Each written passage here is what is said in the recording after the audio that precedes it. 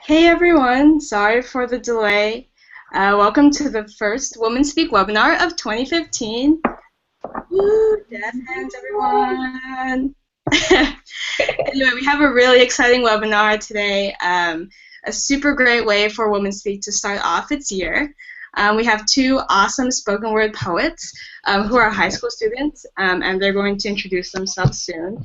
And we also have one of our St. Lucy's alumni, who is a new Women Speak mentor, who's also joining us today. So to start everyone off, we're just going to have quick introductions. So the order will go me, then Kristen, then we'll popcorn it off to everyone. So I'll just introduce myself. So my name is Bernie Lim, and I'm the Executive Director of Women Speak. All you, Kristen. All right, cool. My name is Kristen Jones, and I am the Director of Strategic Partnerships for Women Speak.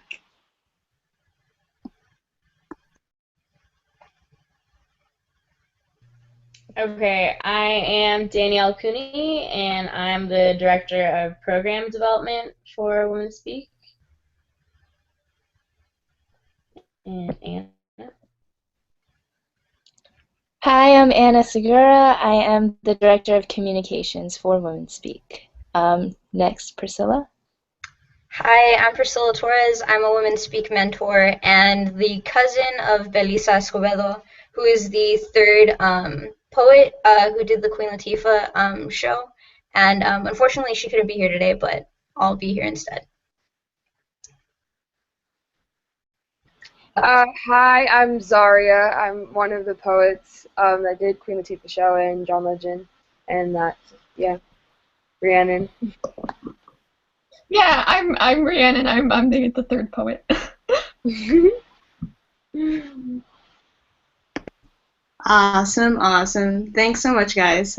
So, quick note, both of our spoken word poets, actually all of us, we're all taking a break from homework right now to take this webinar to really discuss the intersection of art and activism and how being a young woman in society is really important and how we can really take our strengths and our talents to bring forth a change in the world. And our guests today really do embody that. And we're going to start off with a few questions and ask for information more about their organization, Get Lit, which is really an awesome organization based in Los Angeles that teaches literacy through the arts of spoken word. And after that, after we ask our questions, we're going to ask our audience to feel free to ask their questions, to engage with us. They can be serious, they could be silly, basically anything. So I guess we'll first just ask our guests more about Get Lit, how you guys got started, what you guys do, and I guess why you guys are involved in it.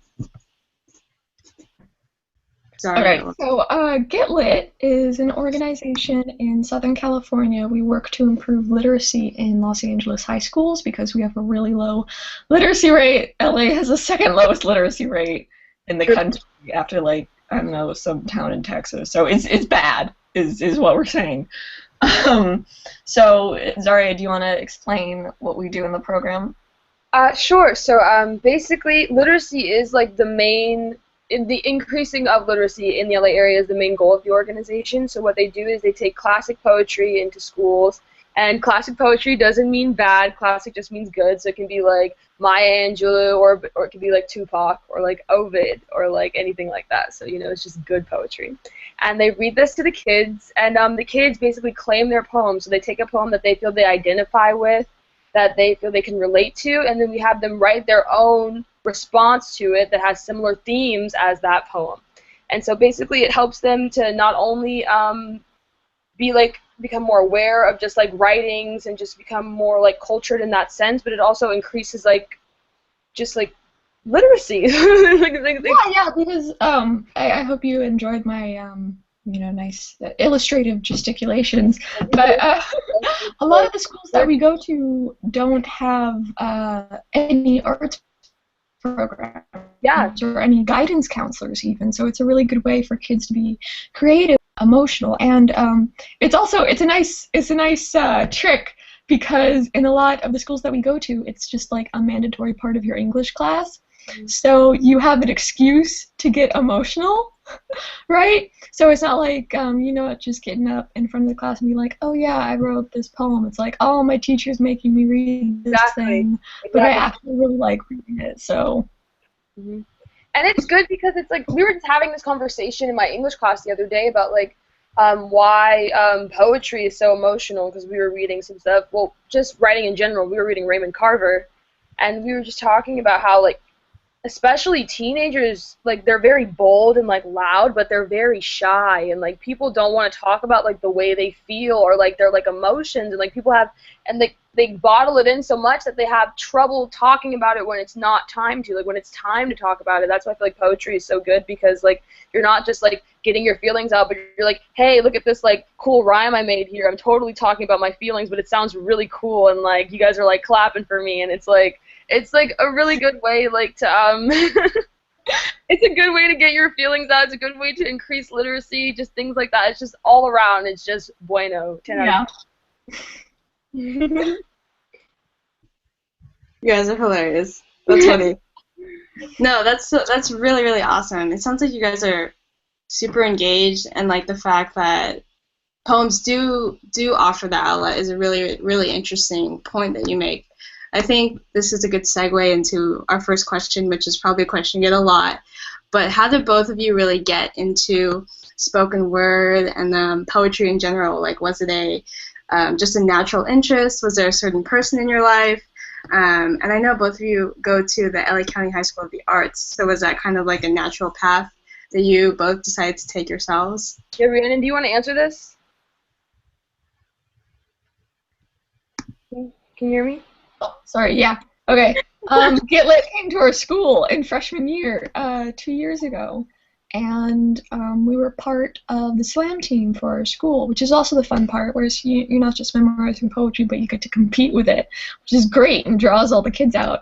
And like, if I can dive into a little bit of slam history here, the poetry slam itself was created as a device to draw poets into public so that people can hear their new work. Like if there's like, $100 prize for first place or whatever, that's great, and that's the incentive for poets to come out and compete and show off their new work. It's a way to bring, and that started actually in Chicago, New York, and Baldwin Hills, actually, which is like half an hour from my house. They have a very historical slam scene there.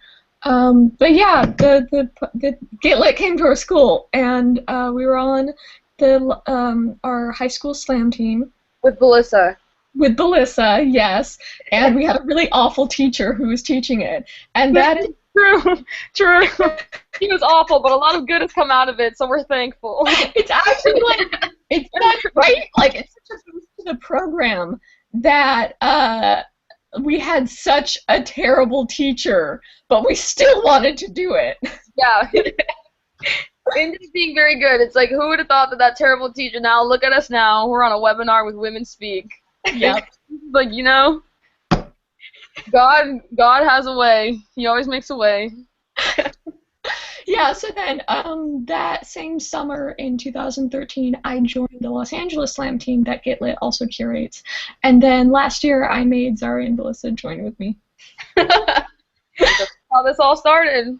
Yeah, and I was like talking about it to my mom for weeks. I was like, okay, Mom, this is going to be so good. There's going to be 3 of us. We're going to be like the Poet Puff Girls, and we're going to be best friends. We are the Poet Puff Girls.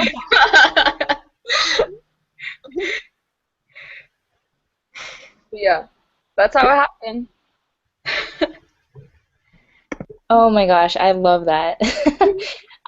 So the next question is, who are your role models, and have they inspired your work or the way you live, the way you act, the way you think, etc.? So, any role model. Okay, Zara, you go first. Really? Ooh, I don't know. like writing-wise, or just like in general? Do you want me to talk about Shakespeare while you Oh think? God, yeah, you can talk about Shakespeare. Rhiannon loves Shakespeare. Go ahead. I've been studying Shakespeare since I was about 5 years old, so that's definitely influenced my writing a lot. God. Yeah. Um, so Shakespeare and I don't know. I just ordered a bunch of Adrian Rich book club, and I'll talk about it for hours. But if you go to like Barnes and Noble and you look in the popular book section, there's not, if you're not like a straight white boy, there's not a lot of stuff that's made with you in mind, right? But poetry is a lot more emotional, and it's not as regulated, I would say would be the right word for it. So it's easier to find yourself reflected in poetry, and I think that's why people have so many more role models in poetry, at least. I don't know. I love all the Jewish women poets that I track. I don't know. Zariya, you talk. Okay. One of my favorite poets is Warsan Shire. She's a British poet. Yes, the London Poet Laureate. Yeah, she's so good. She's probably my favorite poet. So I'd say she inspires me most, like in her writing, just because it's very honest, and but it's still poetry. Do you know what I mean? Like she writes like she's talking, but then like there's like just like these things that she said, you're like, what the heck? So it's like really good, and I try to emulate that for my poetry, to not really like for you to read it and not think, oh, it's a poem. Like I don't like poetry. I try to go for something that's very just conversational, but still very honest and still poetry. Just people who inspire me in general. I love Lupita Nyong'o because she's beautiful and she's my favorite. But just in general. But yeah, my favorite poet is Warsan Shire, definitely.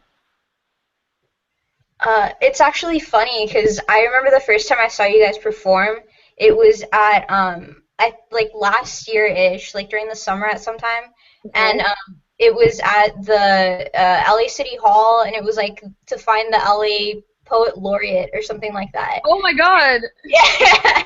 And the funny thing was, like, I really wanted to go see Belisa, like, do this stuff. Like, I had been bugging her about it for, like, forever. And, like, she didn't tell, like, our family that she was doing it and stuff, really. So, like, I, like, dragged my mom with me, and I was like, Mom, like, they're going to be doing slam poetry. She's like, oh, okay, they're going to be reading poems. No, like, they're doing slam poetry. It's, like, so different.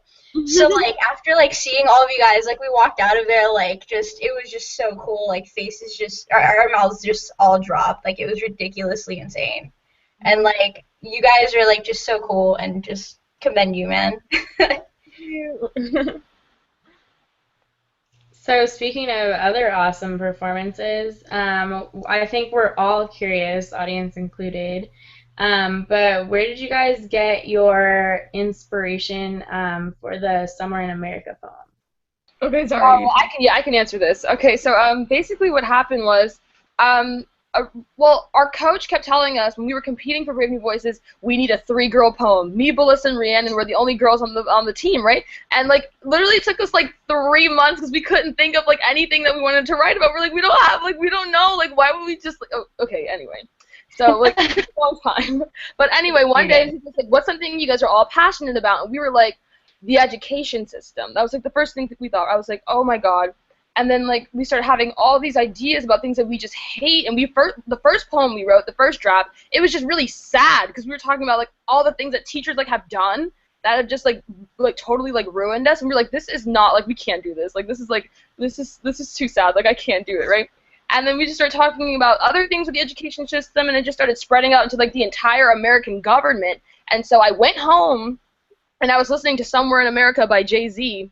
That's where the title comes from. And I was like, oh my God. I was like, I've got it, right? So I wrote an entire first draft of the poem, and I came into practice, and I was like, okay, so for the competition, one poet can't have like written a whole poem if it's a group poem. So we're gonna like cut this up, and you guys are gonna put in parts, and then it's gonna be it. So I gave them my draft, and then like Rhiannon started adding in stuff that she was passionate about, and Belisa added in stuff that she cared about, and then we all put it together, and then that was Somewhere in America.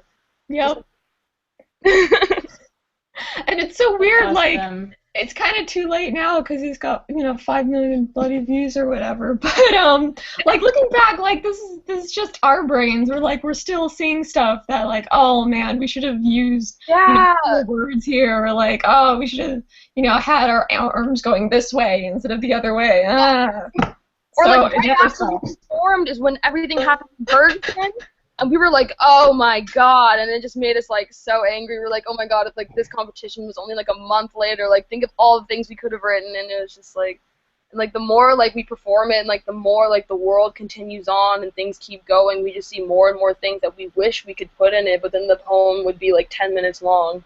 So, but yeah. So you That's guys are have the next epic poem is what it is. Here you have publishing epic poems left and right. Yeah, basically. Okay, so a next question. I mean, you guys are in high school and you guys are performing on the same stage as John Legend. You're all on TV and stuff. How is that? Like, are your friends like jealous? Do they think it's cool? Oh my God. Wait, are you losing friends? Oh, okay. Well, Okay.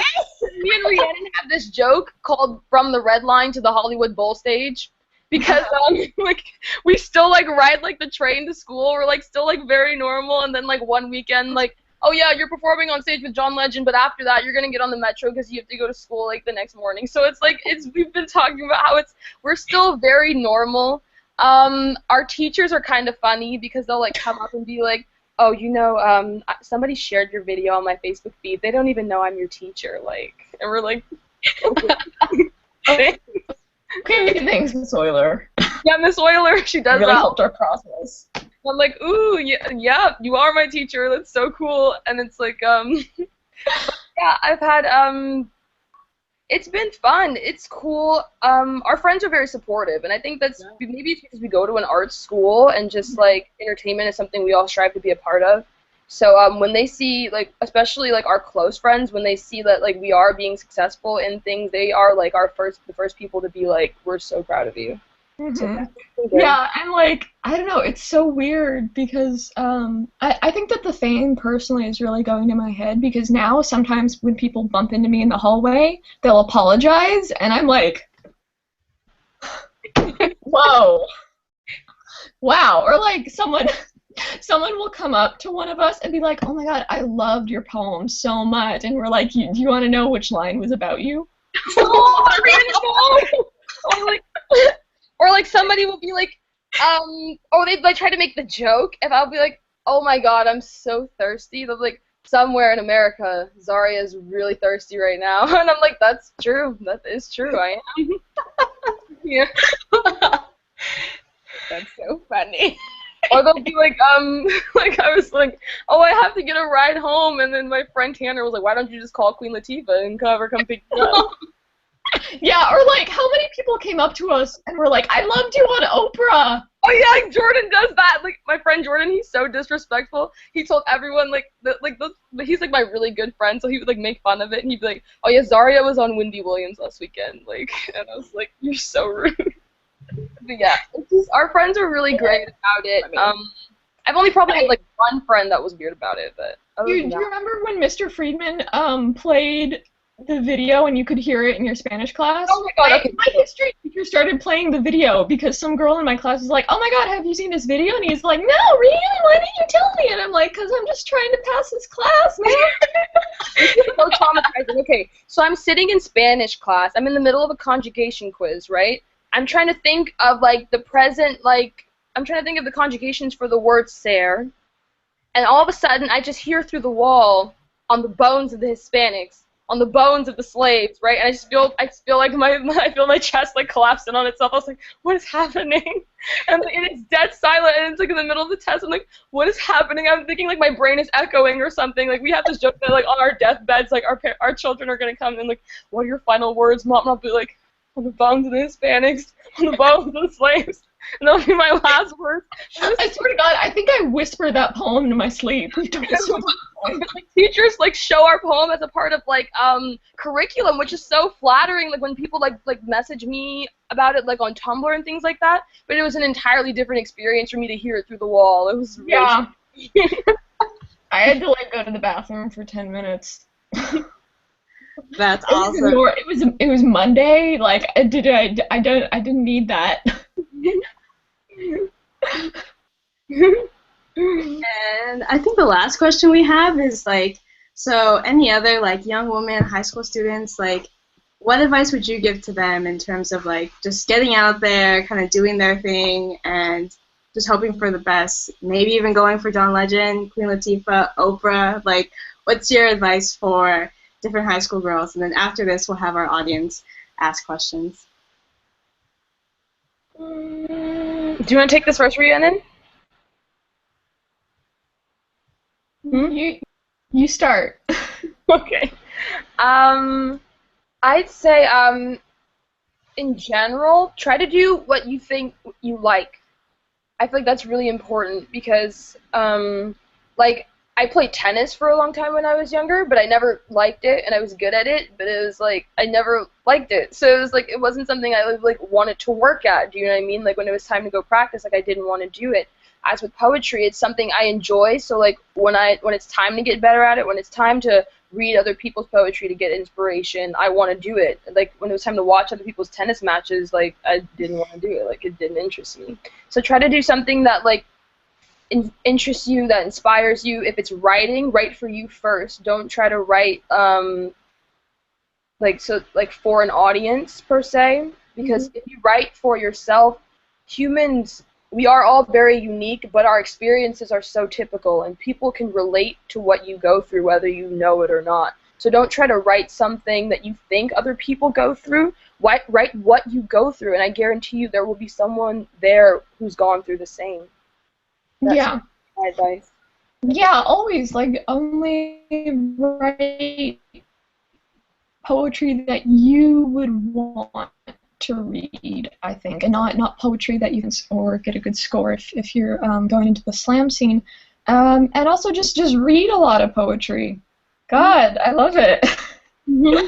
Like, the more that you read, the more experience that you'll have just fitting words together. Like, I know me and Belissa and Zariya have all been reading chapter books since we were like 5 or something, right? True. Yeah, so we just have the experience builds up, and you'll get better at putting words together. That's all it is. Yeah, my thing was I always loved reading those. So, like, do what you love. You know what you like pretty early, and I think people, like, pretend that they don't like it because they know it's, like, not something they can make money at. But, like, do you think, like when you think, like, poetry, you don't think, like, people are, like, successful in poetry, but then, like, look, like, everything that has happened to us, like, in the past year, like, we never would have thought that, like, anything would come out of this, like, program that came to our school, or, like, this after-school thing that we did on the weekends, do you know what I mean? And it's like, if you really love something and you really do put the work in, good things always come out of it, always. So, yeah, that's what I would say. Yep.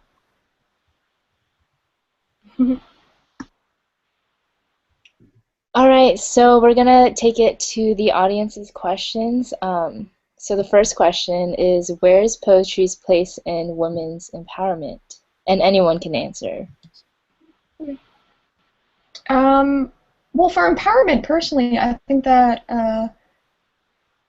for so long, like speaking historically, for so long women have been denied either, like slaves weren't allowed to be taught how to read, for instance, and so for so long women haven't, and then Virginia Woolf has her book A Room of One's Own, etc. So for so long women haven't been allowed, of all races and sexualities and religions and etc. You haven't been allowed that space to come to terms with your own thoughts and your position in the world and put it down on paper, whether or not you share it with anyone else, like just journaling. And just seeing someone else, for instance, who has been able to get their words out, and you see yourself reflected in them, it's validating to know that someone else has been able to articulate it.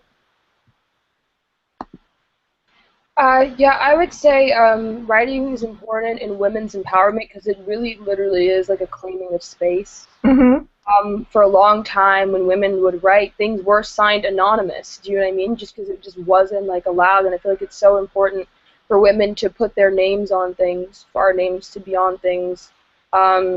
things are read forever, like once you put it down, like people will see it, and I feel like that's important for women's writing, for women's thoughts, for women's opinions to be a part of history, for them to be in the books that you go to in the library years later when you when you're taught about authors in school. It's important for those authors to be women, and those authors can't be women unless women are writing. So I think that's where it fits in. I think that it also helps to foster a sense of community, for sure, amongst women, definitely it brought all of us together, and all the people who are watching right now. Simply you guys sitting down writing a poem, that's awesome. So I think that in terms of women empowerment, it also gives strength to women and helps to unite them with those common struggles that we all have as women. Mm-hmm. I think on top of women's empowerment, poetry is a good way, as these programs. Ooh.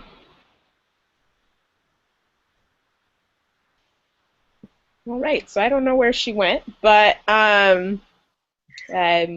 we'll go to the next question. So, oh, here she goes. Thanks, guys. All right.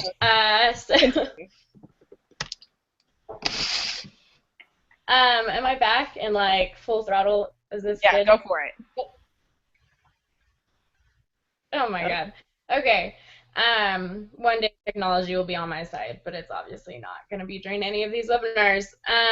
So what I was saying was that I think that these programs are a really good way for not only women's empowerment, but young adult and teen empowerment, because we're often overlooked just as a sphere of society that has valid opinions. And I'm actually part of a program that involves teaching poetry to youth, and that's been one of my most recent projects, is showing that poetry can be socio-political, it can be emotional, it can be just about anything you want it to be. So I'm in full agreement with you guys, and also super geeked out when your video came out, and loved all of it. So from one poet to another, you guys are wonderful. Yeah, our coach, Matthew Cuban, 3 times a week he goes into boys' juvie facilities, and he teaches poetry to those kids. And it helps. It helps so much because, it's an easier way of therapy. It's much more personal. Yeah, I definitely agree with that. I feel like the younger you start, infusing poetry into everyday life, the better. So. Okay, so I'll go to the next question. This is a high school student who is in the greater Los Angeles area, and also, first question is, how can I get involved in slam poetry? And the second question is it valid to worry that our poetry can become stale if we keep writing about the same themes, loving someone secretly, ignorance of the big issues in society, equality, etc.? So whoever would like to put their 2 cents on that. So first off, come to Get Lit if you're in the greater Los Angeles area. We have Saturday classes 10 to 2 for free, and we have to be around the office all the time anyway, so you'll probably see us. You might catch a sighting. Where are you guys located, just in case people... We're in Koreatown, and there's a lot of buses and metro Down stations. the street from the Wilshire, Vermont station. Okay. Yep. Maybe 2 or 3 blocks. Yeah, and there's a great Yogurtland. Across from MacArthur Park. Yeah, exactly. And then there's a really great Yogurtland at the Wilshire Vermont station, too. That's important. No, it's key. Yeah, we walk to Yogurtland all the time. Yeah. That's we got locked out of the office 4 times over the summer, and we just got Yogurtland every time. Priorities, it was worth it. Yeah, so what you do if your writing gets stale? You write about the same topic over and over again. Well, so like ignorance of greater societal issues. There's a lot of ignorance to go around. I don't think you're ever going to run out of material or things to talk about there. There's people on the planet. Like just change up your words. Yeah, and I feel like things can't really get tired out as long as you're coming at them from different angles. You can always just express feelings differently. Like I feel like topics don't get tired out unless you're talking about them the same way. And I feel like as long as we are continuing to deepen the conversation, to come at it from different angles, then topics don't ever get tired. That's how I feel. Yeah, or like, you know, if you can't figure out a different angle to come at it from, then try writing it in a different style. Like write it in a sonnet form and get, you know, some iambic pentameter in there. Just figure out different limitations that you can give yourself in the form, because that'll boost your creativity in your other areas, like vocab or, you know, metaphors or whatever you're working on. Sorry, where'd you go? Just a sec. I'm getting my for my computer.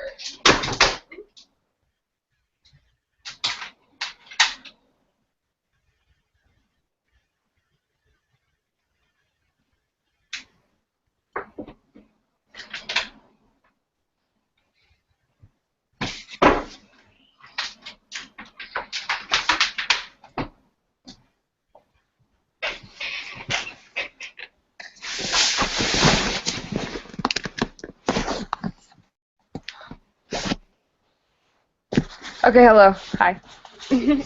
Okay. Next question is, what advice would you give to young people who wish to directly address an issue in their community in regards to how they should approach the situation? Do your research, first of all. That's very important. Like, people, like, regardless of whether or not, you know, just fact-checking also, but also people are going to come at you very ferociously, most likely, and you're going to need resources to back it up, and not just, you know, Tumblr links or whatever. Like, I hate to say real newspapers, but like the Atlantic or the Guardian, like they carry a certain level of respect, and you're going to need, you know, reputable sources to back things up. And if you're grumpy about it in your community, then there's most likely other people who are grumpy about it, and there might be other organizations that you can work with. Yeah, there's strength in numbers, definitely. If you're trying to address problems in your own community, try to have a group of people behind you, because depending on the severity of the difference in opinion, things can get dangerous. So be safe always, I would say. And like Rhiannon said, fact check, know what you're talking about. If it's issues of racism, there's not really a lot of fact checking you have to do there. I mean, racism is racism. Things like that. They're like social justice issues, just things like that. But people do like facts. Like, let them know like what the situation is and have a plan, like things that you want. And if you're trying to change something, know what you want to change. And especially if it has to do with the government, you need to know what it is that you want. Because you're coming in making abstract claims, and you have to like say, no, I'm not. This is what I want changed, and this is what I want it to be changed to.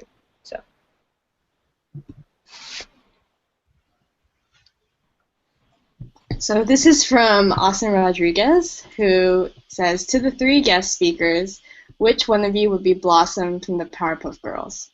That's me. It's Rhiannon. She's my nails are pink right now. I just painted them. That's me. I'm Buttercup because they said I'm bitter. Mine are like olive green right now. Rhiannon, we're so in sync. Look at that. Belissa's probably wearing blue lipstick or something. Yeah, she's probably wearing blue lipstick. Yeah, because they said Belissa's really sweet, Rhiannon's very commanding, and I'm the mean one. Yeah. So. I wish that me and Belissa could sing, because then we'd be like the best girl band, but we can't. It's just Zariya who can sing. Did you know that she can sing and dance really well? They always go, whenever we're anywhere, they go, you know Zariya can sing and she can dance. She's a triple threat. You sing all the time, though! To myself. No one is singing to you. Aloud in public. Like, we'll be, like, on the train On a station. concert, Like, buy a ticket. I couldn't leave you if I tried. Even if I don't sound like that. What is that song? or like, ooh, wait, I just thought of a Beyonce riff. That's not true. You! Why are you lying to the webinar? You're so disrespectful. Oh my god. Anyway, moving on. Okay, so this question is from Sam Badipur. So it is, how do you stay so calm or composed when expressing yourself and your opinions? I can't ever articulate my thoughts when I get flustered or frustrated. I'd say practice. I mean, Yeah. we have a coach because I remember the first time we ever went to an open mic together. I remember listened to Rhiannon, but Rhiannon sobbed through her entire poem. I remember it was the first time she I did 2 poems and I cried throughout. cried the entire poem, and Yeah. like, it's My really mom filmed it and she won't let me delete the video. yeah, it's just her crying, and I feel like you have to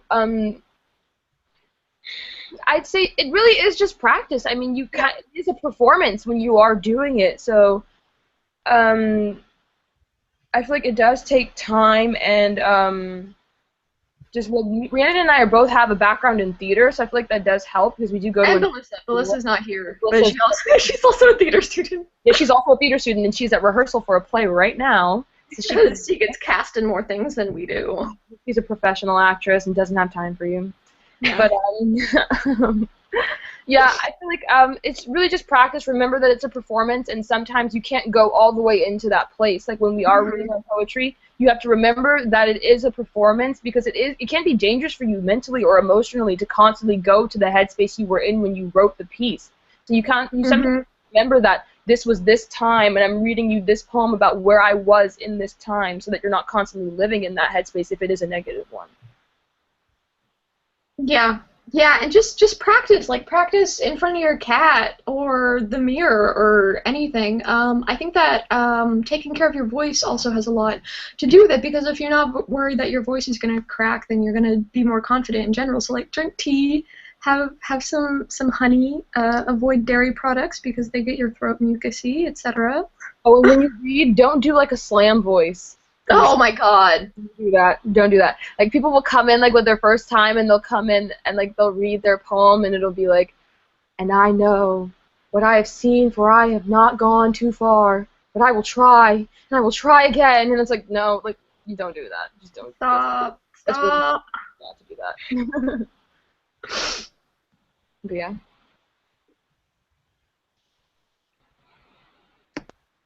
Awesome. Audience, do you have any more questions? Or anyone on the call have any questions? Yeah, you guys are really fun. I was just gonna say, you guys are so funny. We love you guys already. Yeah. So great. So We great. definitely gotta link up after this.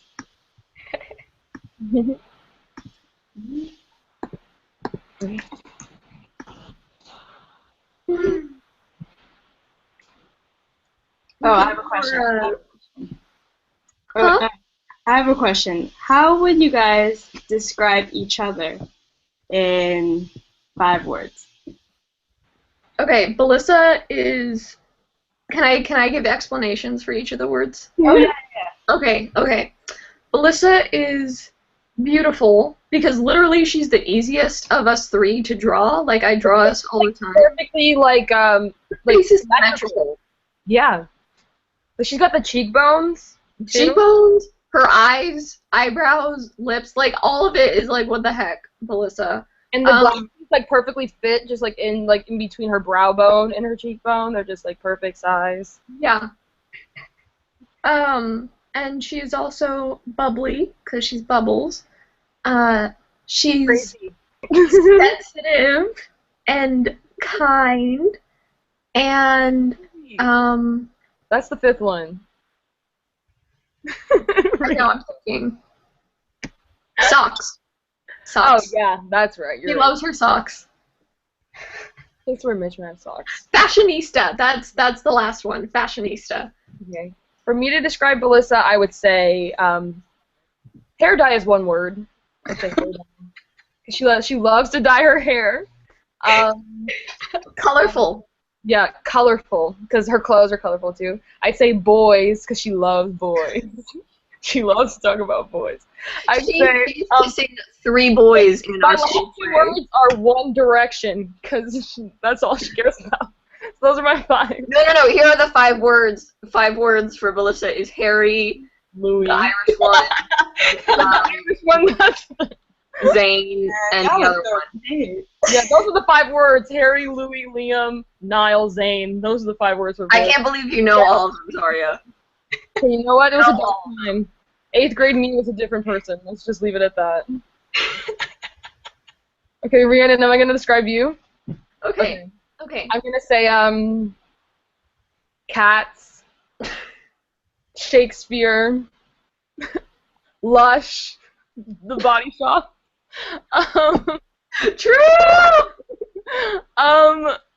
T, and Pullman, your English teacher, because that's all you talk about, and you love it. You did not just pull out did you just pull out a cup of tea? Your commuting timing is so on point. What can I say? I'm classically trained. Zarya is scandalous, because that's the only show that she watches. Oh, Scandal, I love Scandal. Yeah, Red Vines, because that's all she eats. Catty, because she always has good comebacks, but she's also feline in grace, and she also likes cats.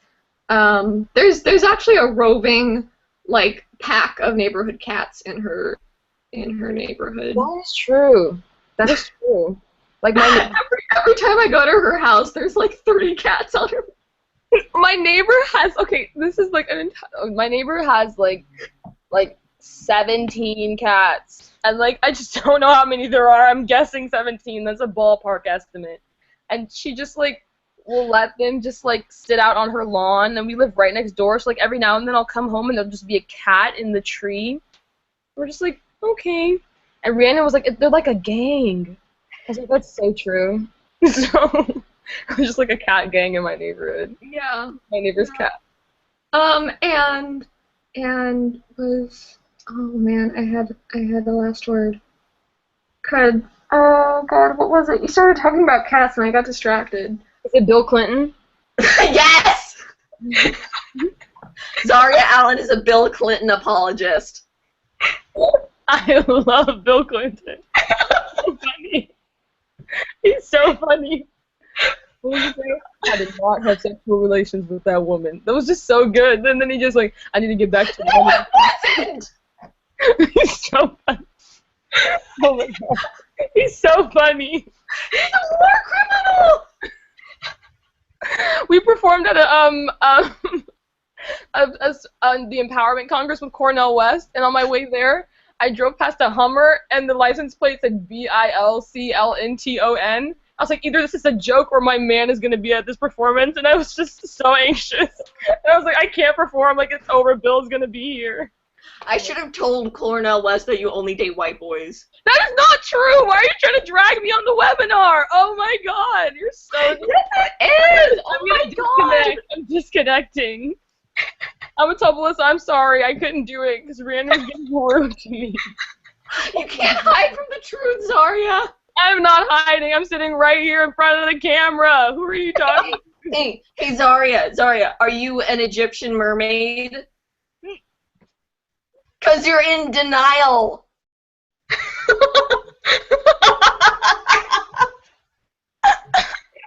Oh my God. What? I don't have anything else to say. Yeah, you don't. Can you mute an individual Flashing person? around. Can I mute her to her person and then not is that possible? Let me check. I can totally mute you, Rhiannon, I'm doing it. You can't mute the truth.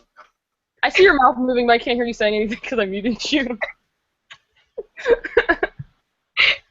I just laughing. But I don't know if you're laughing loud because you're totally muted.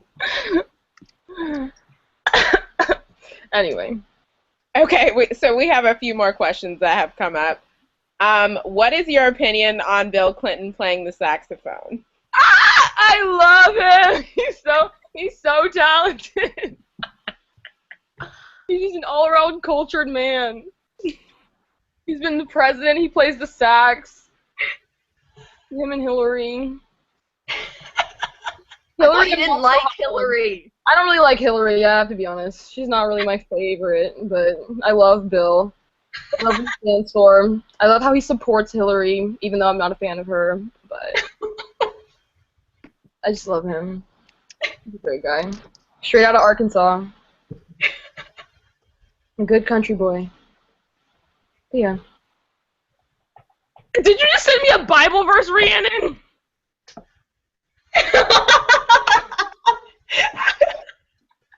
Repent then and turn to God so that your sins may be wiped out, that times of refreshing may come from the Lord.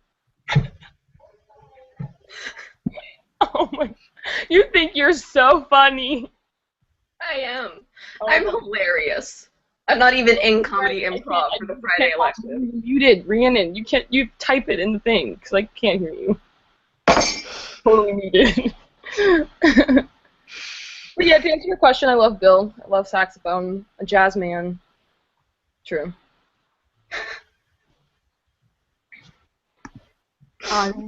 We have 5. Oh, yes. Wait, does Hillary play the sax? Yeah, does Hillary play the sax? Is that a question? I think so. Oh, I wouldn't know. I only know about Bill. I don't know. Real quick, does and play the saxophone? So, audience, we have 5 minutes, but I guess to also ask another question, what's next? Like, what do you guys have next planned? Any big performances or pieces that you guys are working on that you can tell us? If you can't tell us, we totally understand. Rhiannon, do you want to answer this question? Can you put a thumbs up if you're going to? And then just don't do anything if you're not, and then I'll answer it because like, you're muted. Okay, so I'm going to answer. We are going to be performing for a women's caucus in Sacramento on March 9th. We're going to be performing in St. Louis on March 15th, I believe, and we're going to be performing at the Library of Congress starting the first week of April, which is like our big, like, so that's like our biggest thing that's coming up right now. Yeah, and Rhiannon just put, we have a YouTube channel that we just started. It's the Poet Puff Girls on YouTube. Our first video is just us answering a whole bunch of questions from people that wanted to talk to us. But it's going to be an ongoing thing, and we are going to post videos every other week. So that's exciting. That's like our little project that we're working on. We're actually doing a show February 20th at Amplify in Hollywood. Me, Bliss, and Rhiannon are going to be performing our poetry for a little show. And me and my friends are going to be performing some original music as well, but it's just like a little thing. But that's what we're doing right now. Rhiannon, do you want to say anything? I'll unmute you. You're unmuted. You can like talk. Stop making weird gestures. Our YouTube channel is updated every other week on the weekends by me because I edit the videos. On Saturdays. On Saturdays, hopefully. Yeah, it's gonna have to be on Saturdays. I'm so dumb. Oh my god. I had like this program on my computer that would block out the internet on the weekends when I was studying for finals, but I didn't disable it for Sundays, and I don't know how to disable it, so my computer is useless every Sunday.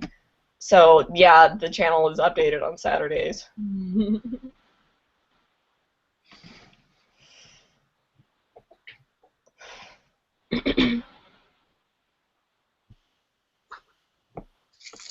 Cool, I guess.